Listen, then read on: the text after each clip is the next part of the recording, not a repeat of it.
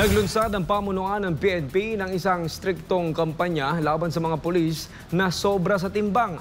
Nanganganib ring mawalan ng trabaho ang mga ito kung bigong masunod ang naturang kautusan. Si Paul Montibon magbabalita. Tila seryoso na ang pamunuan ng Philippine National Police sa pagpapatupad ng disiplina dahil ngayon mismong timbang ng mga pulis ang kanilang tinututukan.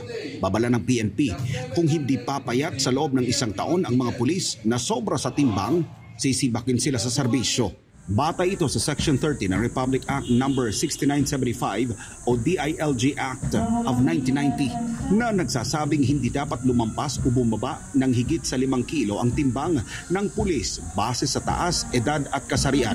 Bilang konsiderasyon, may palugit na 6 na buwan hanggang 1 taon para maibalik sa normal ang timbang ng isang pulis.